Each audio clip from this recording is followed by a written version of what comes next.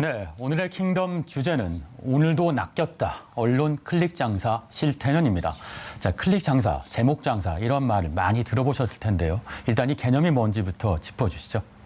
과거에 우리가 포털 사이트라고 하는 이제 다음이나 네이버 이렇게 들어가게 되면은 이제 전재료라는 것을 줬습니다. 신문사에 돈을 주면서 신문의 어떤 기사들을 사오는 형태였다면 지금은 거기에 광고를 붙이는 걸 허용함으로써 얼마나 많은 광고가 여기에 실려느냐에 대해서 클릭하는 거에 따라서 이윤을 배분하는 형태가 된 거예요. 그러다 보니 어쨌거나 클릭이 많아지면 성공인 겁니다. 기사의 질이 높거나 낮거나 간에 어쨌든 이게 거짓이든 혹은 진실이든 간에가 중요한 게 아니라 클릭만 높으면 결국 이익이 많아지다 보니 그런 기사들을 많이 보셨을 거예요. 뭐 가령 뭐 어떤 연예인이 이혼 위기 그래서 클릭해서 들어가 봤더니 드라마상의 어떤 이혼 위기라던가 혹은 누가 뭐 불치병, 뭐 난치병 이렇게 해서 들어가 보면은 그것과 전혀 다른 뭐 미래에 영화 출연하게 될 캐릭터의 어떤 이름이라던가 이런 부분처럼 전혀 무관한 것들을 좀 비양심적이고 어떤 점에서 간판과 내용이 다른 어떤 그런 기사들을 실는 양태들을 소위 말하는 클릭 장사라고 말할 수 있겠습니다. 그렇군요. 네.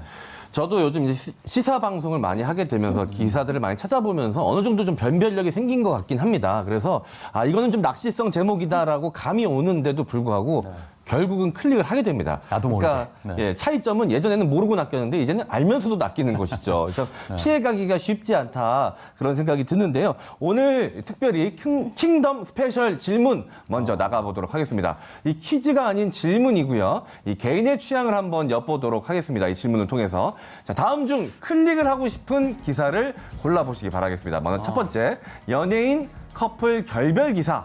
자, 그리고 두 번째, 정치인 몸싸움 기사. 자, 그리고 세 번째, 내가 나온 기사. 이 중에서 가장 클릭을 하고 싶은 기사는 무엇일까요? 먼저 우리 신 국장부터. 네, 저는 뭐 내가 나온 기사는 아니고요. 정치인 몸싸움 기사인데 좀 더 구체적으로는 오창석 출마 당선 다음에 오창석 몸싸움 기사.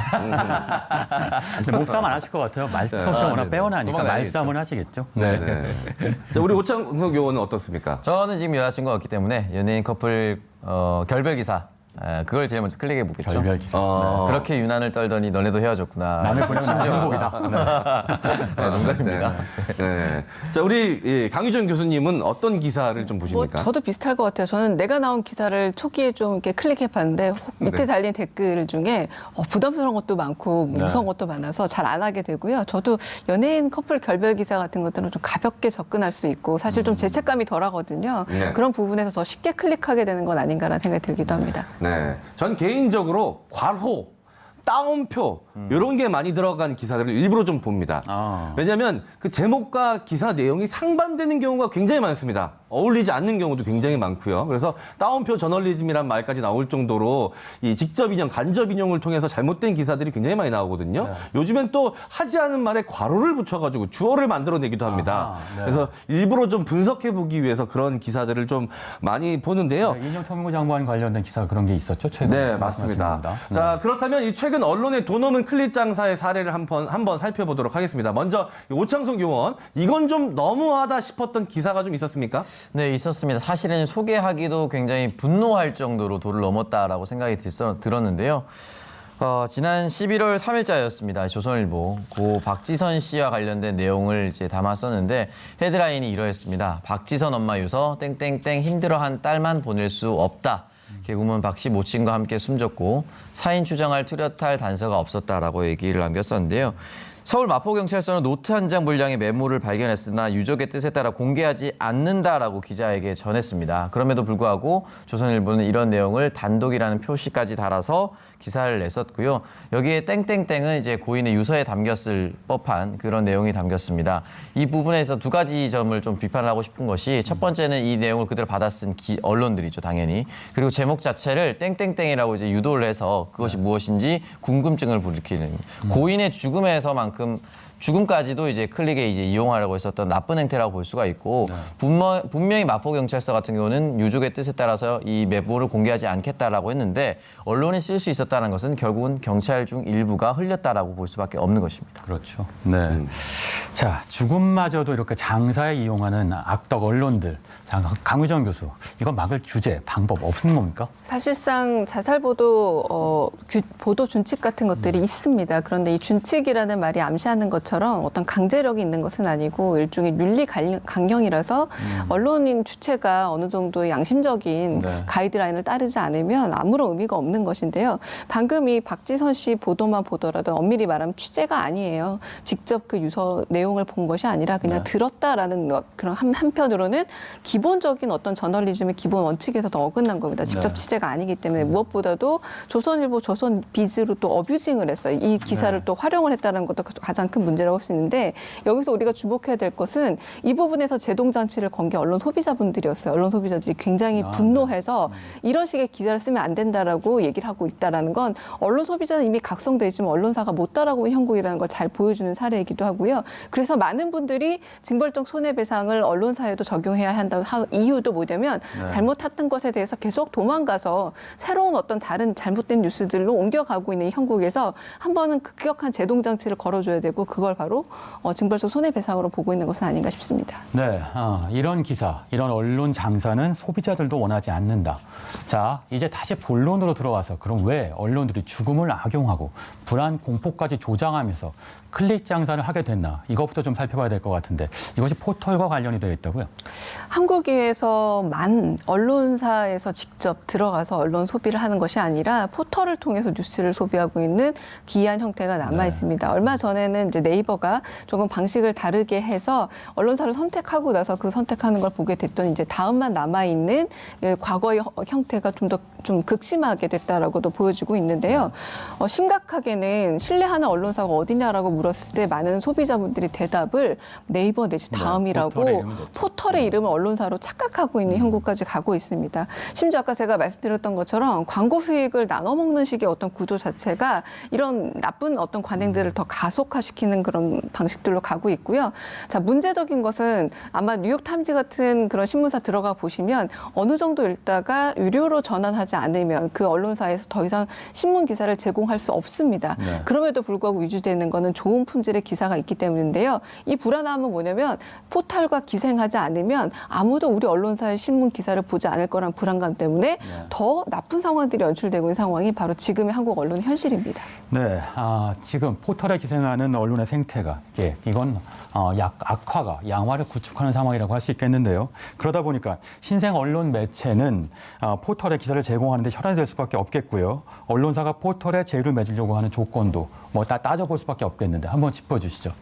지금 이를테면 이렇게 보시면 됩니다. 일단은 언론사를 지금 신고제잖아요. 그러니까 신고한 이후에 등록이 된 1년이 지나야 합니다. 그런데 매달 100건 이상의 기사를 실어야만 언론사로 인정을 해주니까요. 게다가 자체 생산 기사로 인정되는 기사 비율이 30%를 넘어야 됩니다. 이렇게 되다 보니까 100건 이상을 만들어내기 위해서 심지어 일종의 대행 업체를 써서 기사를 만들기도 하고요. 그리고 바이라인에 기사를 쓴 기자 이름이 들어가는데 그 기자를 찾다 보면 존재하지 않는 유령 기자인 확률도 높다고 합니다. 네. 이렇게 하다 보니 워낙에 이렇게 많은 언론사들이 신고제를 통해서 포털에 들어가자라고 하고 생각보다 이게 좀 어떤 점에서 심사가 좀 엄격해서 6%만 통과를 하긴 한다고 합니다. 그러다 보니 그 다음에 일어난 일은 뭐냐면 등록된 언론사를 팔고 사는 소위 말하는 권리금을 주고 팔고 사는 형태까지 일어나고 있다고 하니 이게 언론사가 맞는가 혹은 기업인가 내지는 말 그대로 이윤을 위해서 만들어진 것인가라는 질문을 할 수밖에 없습니다. 네, 언론사, 기업이긴 합니다만 이렇게 장사까지 하면 안 되겠죠. 자, 정상적인 지면 수입과 구독자 수입이 불가능한 언론 시장 구조 때문에 포털과 같은 온라인에서 언론들이 수익을 추구하는 것 같은데요. 수익을 가장 많이 담보하는 방식이 어뷰징이라고 하던데 어뷰징이 뭡니까? 말 그대로 거의 망치는 기사들이라고 보시면 됩니다. 막 사용하는 건데요. 아까 제가 말씀드렸던 조선일보에 실렸던 기사를 조선비지에서 활용하는 것처럼 같은 기사를 약간의 제목만 마사지하듯이 바꿔서 계속해서 양산하는 양태를 말합니다. 가령 경제지 기준으로 말하자면 하루에 기사가 7, 800개 정도 실린다고 합니다. 어디에? 온라인에. 사실 우리가 지면에서 보는 것만 신문이나 기사라고 생각하고 있지만 실리지 않은 것들이 훨씬 많고요. 이런 양태는 뭐 조선일보, 중앙일보, 동아일보 같은 우리가 소위 생각하는 기성 미디어도 전혀 다르지 않다라는 네. 겁니다. 그러니까 제일 중요한 거는 어뷰징 기사를 온라인 매체만 쓰느냐 전혀 그렇지 않다. 네. 지명 기사들도 온라인 매체를 활용해서 쓰고 있기 때문에 전 언론에 일테면 어뷰징 기사가 넘쳐나고 있는 게 가장 큰 문제라고 할 수 있겠습니다. 네, 지금 CC로 사례도 하나 보여드렸는데 저 내용대로라면 두 사람은 하루에 6번 그리고 2시간 간격으로 헤어진 꼴이거든요. 어뷰징 기사의 이 문제가 이런 부분이 아닌가 싶은데요. 자, 어뷰징 기사. 업계의 오랜 관행이라는 것과 그 배경까지 살펴봤습니다. 그런데 언론이 살아남으려면 어뷰징 기사를 내는 것이 어떤 점에서 문제가 되는 걸까요? 네, 요거는 강주영 교수가 먼저 짚어주시죠. 아무래도 어뷰징 기사 같은 경우에는 말이 말을 끌어오는 게 많습니다. 그리고 최근에는 심각하게 어떤 현상까지 일어나고 있냐면 이게 그냥 단순히 연예인 기사라던가 혹은 어떤 자극적인 기사에 멈추는 것이 아니라 어젠다 형성을 하는데도 도용이 되고 있는데 가령 최근에 윤석열 총장과 추미애 장관의 대립 구도만 써버리면 장사가 된다. 그래서 관련 없는 기사에도 윤석열, 추미애라는 이름을 붙여넣기 시작하는 겁니다. 그래서 계속해서 어뷰징을 하고 있는데요. 결국은 모든 어떤 기사들의 질을 낮춰버리고 함량 미달의 기사들이 넘쳐버리면서 사람들이 언론 기사에 대한 신뢰도 자체가 굉장히 깎아버리는 어떤 현상이 일어나고 실제 우리나라 신뢰도가 가장 하위 수준인 이유도 이 바로 어뷰징 기사와 문제가 연결되어 있는데요. 사건의 본질을 흐리고 어떤 점에선 언론 소비자분들이 각성해야 되는 게 언론사가 원하는 프레임 쪽으로 가기 더 쉬워지는 구조 자체를 한편으로 어뷰징이 더 만들어가고 이런 걸 즐기는 언론 소비자들만 남고 각성된 언론 소비자들이 빠져나가게 되는 그런 효과까지도 만들 수 있어서 상당히 우려되는 바입니다. 네, 소비자가 언론을 믿지 않게 만든다. 가장 큰 문제겠죠. 자, 오창석 의원은 어떻게 보세요? 네, 일단 어뷰징 기사의 문제점 같은 경우 결국 저희가 클릭 장사를 얘기하고 있는데 인터넷 광고와 광고 수익으로 이제 직결되어 있습니다. 그렇다 보니까 매 시간 동일한 반복, 동일한 단어를 쓰면서 기사를 양산하고 있는데 중요한 것은 제가 봤을 땐 또 다양성의 말살입니다.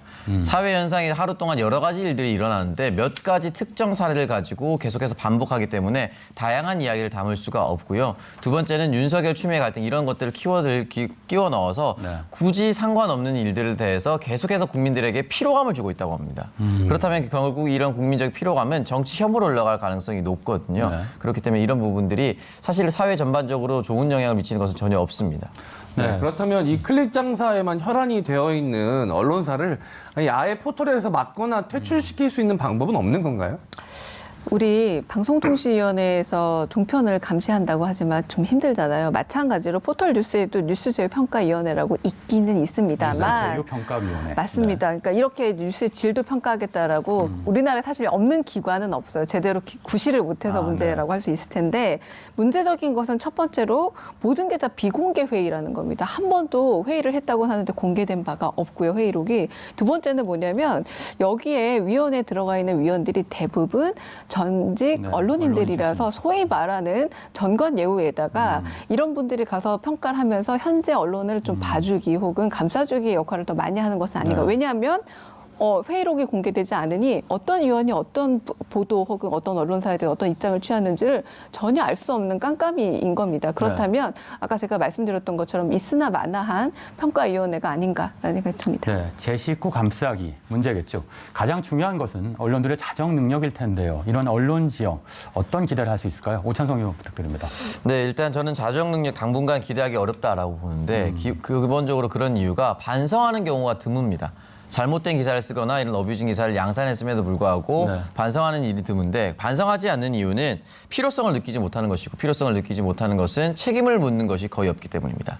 책임을 묻는 것이 굉장히 약하거나 없거나 두 개 중에 하나거든요. 그렇기 때문에 언론이 잘못된 기사를 썼거나 또는 이런 잘못된 어뷰징을 양산했을 경우에 적절히 책임을 물을 수 있었던 사례가 없습니다. 그래서 책임을 묻는 제도를 빠르게 도입해서 적용까지 시킬 수 있는 그러니까 징벌적 손해배상 제도라든지 이런 것들이 빠르게 좀 정착이 되어야 언론 스스로도 좀 조심할 수가 있을 텐데 지금까지는 그런 것들이 거의 미진하고 없는 상태이기 때문에 어느 정도 재갈을 물릴 수가 있는 그런 제도가 좀 마련됐으면 좋겠습니다.